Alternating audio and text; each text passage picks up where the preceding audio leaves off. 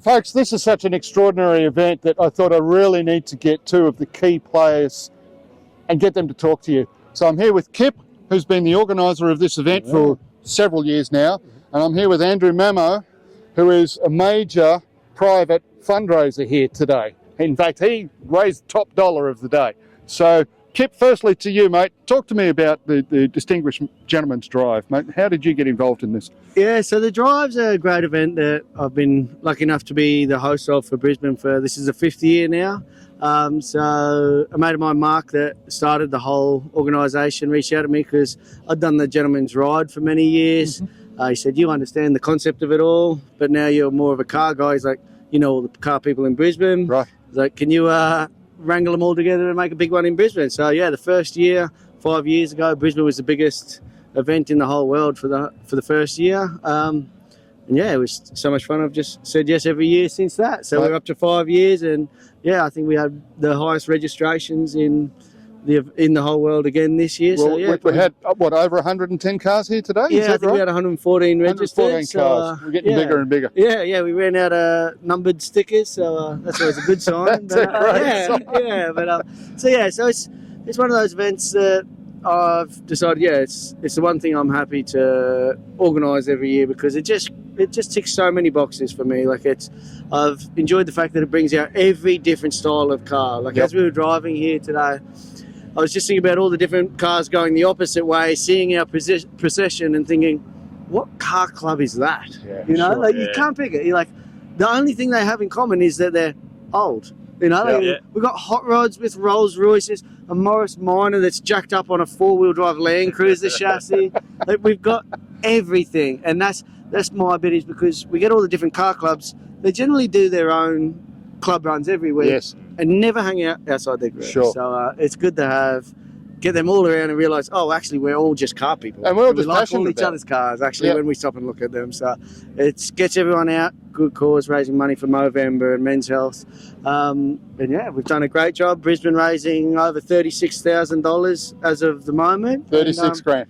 Yeah. Wow. And one of the best things is we've got the highest fundraiser in Australia that raised over $10,500. Look, it's with great thanks to the generous people in my circle and people I found outside it who've been happy to, donate to the cause. And obviously, the old cars, you don't have to own an old car to get excited about them. And I think a lot of people do get behind the vintage aesthetic and the shape of these things and the stories that they have with them. So absolutely, yeah, been very. I'm forever surprised by how prepared people have been to, donate. They're falling over themselves to commit some dollars to the fund and to the cause. Yeah, for sure. It's humbling every year. So it's a great thing. And I believe you were involved in the Gentleman's Drive down in Sydney. Yeah, so I've done that for the previous 3 years. Sorry. Yeah. Make it easy. Yeah. That's all good. The previous 3 years I've done it there, and that was in a different car. I've got a 75 Datsun 260Z. That I've done the drive down there in, and was also the leading fundraiser in Australia last year and the year before, which is something I'm come to be quite proud of. Oh, brilliant. You get very generous donations that can be in the form of $10. Yep. And I got a $2,000 donation from one of my colleagues this year, which obviously that makes an enormous difference. And is your colleague happy to have a name mentioned? Dr. Will Peverell. Dr. Will Peverell, $2,000. Thank you so much. It's just wonderful. Yep, he's he was on holiday. I interrupted him on holidays. He goes, "Oh mate, absolutely," and the money was over in 5 minutes. So that's the sort of thing I'm talking about. Like you're surrounded by people who are generous and who care, and everyone's got different resourcing.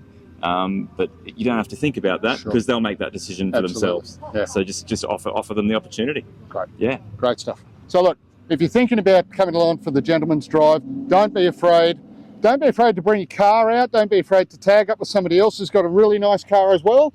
But I didn't even drive this year. There you go. I was in the back seat of someone else's Chevelle. Which ran out of fuel. Yeah. So look, all I can say is, folks, get behind it, get your passion going, ask your friends, raise that money. If you don't ask, you don't get. It is an amazing day out. Every single person I've spoken to here today, and especially those that this is their first one, have all said, wow, what an incredible day out that was. They've just really enjoyed it. So look, welcome to the start of our show today. Stick along for the ride. See us right through to the very end. You're going to meet some great people, see some incredible machinery, and we're really happy to have you along. And we'll see you in 2026 for the next one. Thank you. Thank you. Great.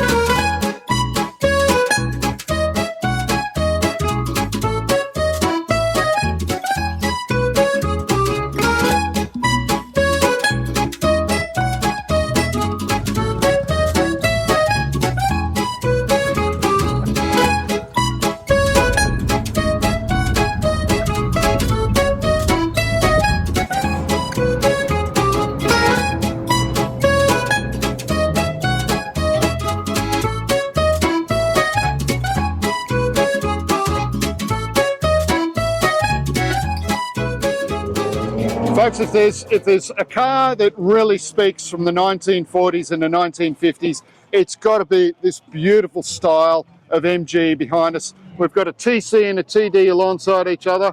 I'm with Paolo and Carol, and this gorgeous, gorgeous car. What can I say? Paolo, how long have you had this car now?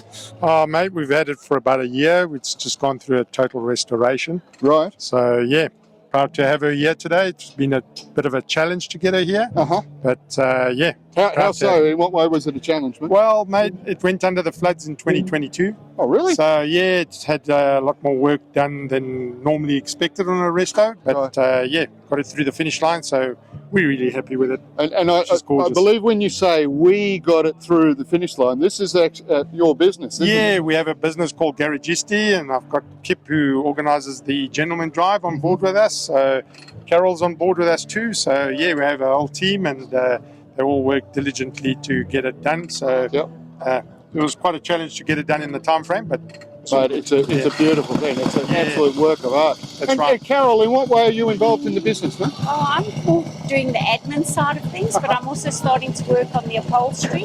So I'm going to be doing the upholstery. I'm setting myself up with my sewing machines and teaching myself how to do upholstery. So I'm hoping that will be more my role. Oh, that's brilliant, mate. And have you got a passion for motor cars as well? Definitely, all my life. This is in your blood? All my life, Right. yes. So Paolo came along, the right guy at the right time, who also loves cars, so it's great. How fantastic. So don't let her fool you. She did all the leather treatment and everything on the car. So we've got to have a look at that. I'll have to put my name down on your list.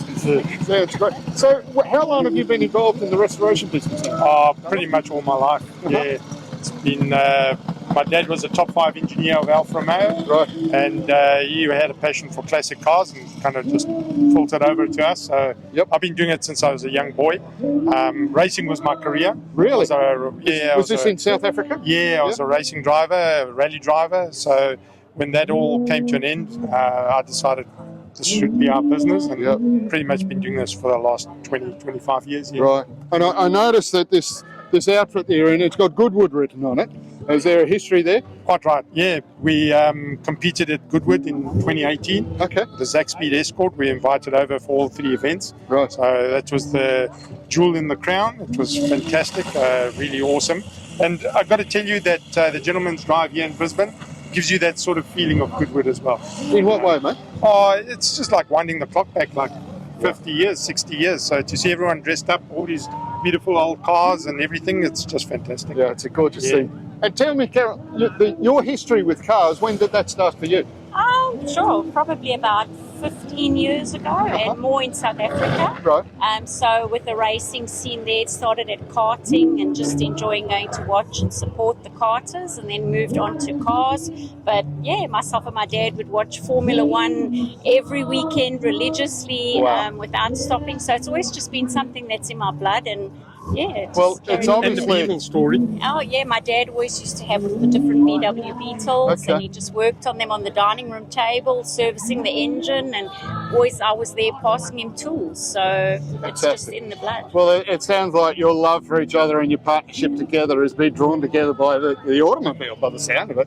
So. 100%. Yeah, It's exactly right. It's yeah. a great story. It's a Yeah. great story. So your business is Garagisti? Is that how I pronounce that correct? Garagisti. Yeah. Garagisti. Yeah. So, and Garagisti basically was the old Formula One teams used to work out of garages. Aha. And that's where it comes from. It's like an Italian thing. Garagisti. So yeah, That's Garagisti. pretty cool. It's guys that built Formula One cars back in the garages. In the Yeah, day. right. And where are you based, mate?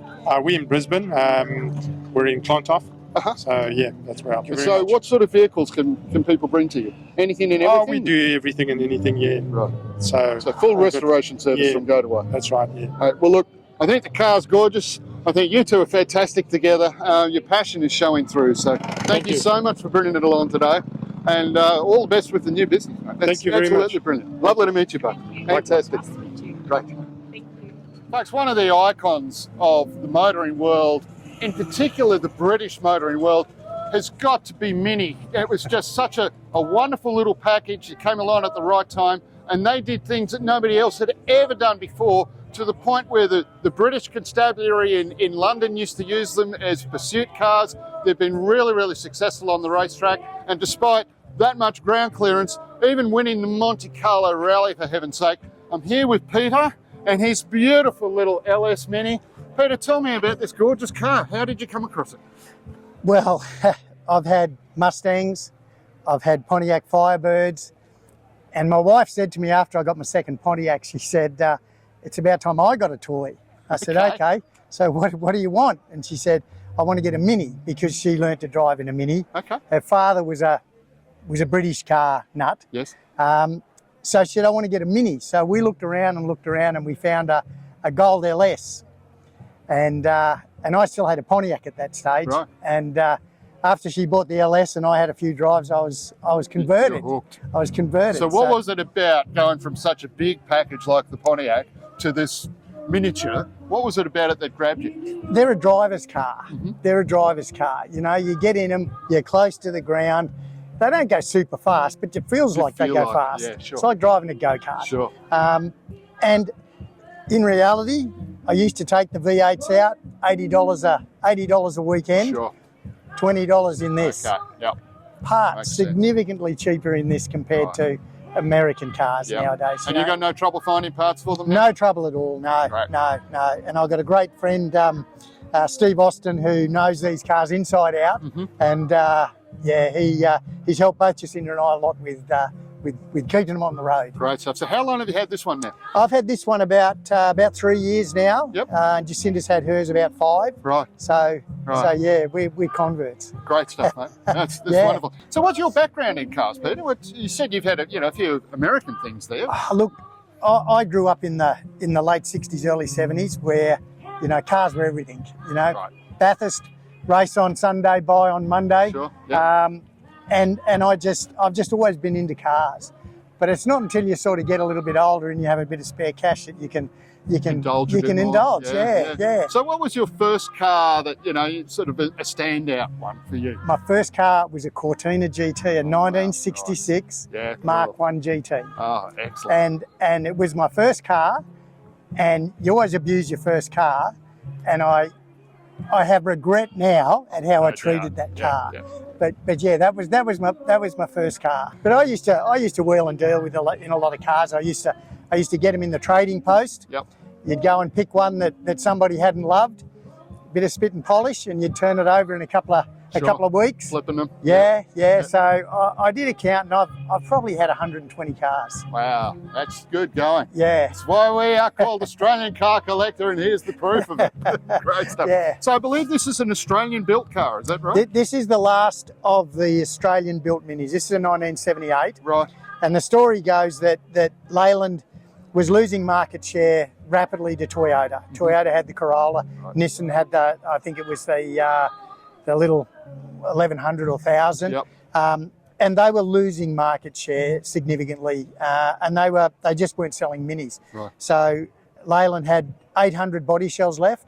So they decided to do an LS, which had a long-range tank, had a 1275 motor, 12-inch wheels, disc brake front end, tinted glass, a velour interior. So all the good stuff they could throw at it at the time. Whatever was left and, Sure. and they had enough of, they threw at it. Okay. So they did 400 in Hi-O Silver, which is my colour, Yep. and 400 in Nugget Gold, which is the other one. That's great. And put them out as specials. And now there's two of the final minis in the one family Yes. under the one roof. Yes. Wow, can't ask better than that. You can't. And Jacinta's is very much standard. We had the body resprayed and a bit of rust cut out, and the Right. interior's all done. So hers is mint. Mate, what can I say? Yeah. Jacinta, we wish you were here. We wish you Minnie was here as well. Next year, got to come along. Yeah. Peter, thank you so much for talking Thank to us. you. I think it's a gorgeous little car, and well done. Thank Great you. stuff. Folks, if you want to talk about passion, dedication, resources put into a project, patience, wow. There is no finer example than this 1959 1959, yeah. Mercedes-Benz. What model, Doug? It's W186, 89, W189, W189. 300D. 300D. Yeah. And D is diesel, really? No, there was a B, C, and D. Uh-huh. It was just That was just model a designation. small D, not a big D. Right, not right. a capital D. Folks, we've been looking forward to this interview for a long, long time now. This is Doug. Doug's spoken to me about this car over the last 6 to 12 months, and this is the first time I've got to see it in the metal, as it were. Yeah. Mate, tell me the backstory behind the car. Well, it belonged to a member of our club who lived in Rockhampton and is now deceased, and his daughter was selling it. Right. He had bought it at Lloyd's auctions some time ago, quite a long time ago, and then it had a broken camshaft when he bought it, actually. Right. And he never got it put back together again. They pulled it to pieces, and so when I acquired it, it was in pieces. Now, when you say it, you mean just the engine? Or well, more there's of no the car engine than- in it, no Okay. engine or gearbox in the car. Right. The guards were on the car, but with only about 2 bolts holding them together, Okay. the 2 parts of the So guard. they were just there for show. Just to keep it in one place. Keep it in one sort spot, of thing, yeah. So I got it, and it got another motor for it. The motor came out of one that had been written off and had a hole punched in the sump. Right. When it ran off the road, and but otherwise the motor was good. I took the sump off it, took a couple of bearing caps off. It all looked perfect, so I didn't do any more with it. Together. Put them back together, put another sump on it, put it in the car, got it started, Oof. and put things back together again. Now my wife will ride in it. Happy wife, happy life. Mate, can we have a bit of a tour Yeah, around? sure, yeah. I'll follow you. The window's up there for her, but the It's magnificent. upholstery, the guy did a beautiful job of the upholstery. Goodness. Who was the upholsterer, Doug? Stuart Whitson at All Car Interiors in Windsor. Okay. Massive kudos to Yeah. Stuart Woods. And Wow. And how long did he have the car to get it to this stage? he really only had it for about 6 weeks. Really? Yeah. Wow. He didn't work on this full time. He'd do a bit of it, then Bits and he pieces. had other jobs, Sure. little jobs coming So a in. month and a half, that- that's pretty that he'd good. do, yeah. Wow. You hear of But, stories of people who've had them yeah. squirreled away Well, for a look, year or more. he's an excellent craftsman. He really knows what he's doing. It's just stunning. And he's just we had the old upholstery to pull to pieces and Right. to make As the for patterns. patterns, yeah. from. And tell me, Doug, is this a model that you had looked for a long time? Is this a Oh dream no, for you? not really. It had Or come just- up like I had seen them around. I think they're a pretty stunning looking car with a pillarless design. Yeah, And then this one came up and right place, I right was time. offered it, so I bought it. And the paintwork, mate, tell me about that. Well, that's original. Really? Yeah. Original well, that's paint? not original because it was originally black. Okay. But when it was repainted, it must have been stripped right down because these things here that are covered in leather, Yep. they're all silver underneath. Oh, So I see. it, Right. Right. Wow. and So this is obviously not your first dip of the toe in the water when it comes to Mercedes-Benz, right? No. How many cars have you had over the years? How many cars? Where did it all start? Put it that way. Well, it all started with a 1933 Wolseley Hornet Special. A nice car in itself. Then that cost £6. And we moved on to there with some Triumph Glorias, which had a Coventry Climax motor in them. It's a motor out of a water pump, or used for a water pump actually, fire pump. And then after that, we had a couple of MGs back in those days, a big SA MG sedan that's almost as big as this. So there's a British bent there so far. There was, then a Bristol, a number of Bristols, and an E-Type Jaguar, which was a great car to own. But now you drive them, now they're like a truck. You know? But yeah, they are. Yeah. But then we had company cars for a while after that, so we just had Holdens. Right. Then slumming it. Then the company decided to get rid of the company cars, and you could get a car on a novated lease. So that's when my first Mercedes-Benz was a 190E, right, 2.3 motor. Yep. And I bought second hand, of course. Had that for a while, and I bought a CLK 320.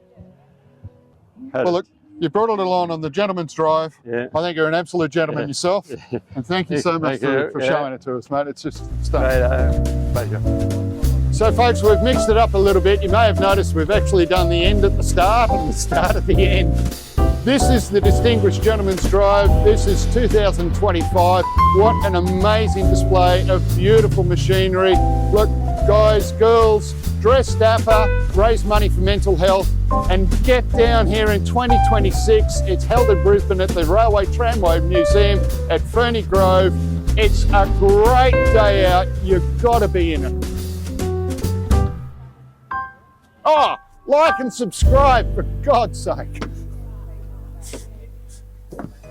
So, if you've got a car, if your friend, family member, whoever it is, has got a car that you'd love to see featured on the show, then right down the bottom of the screen here is where you're going to find a link to it.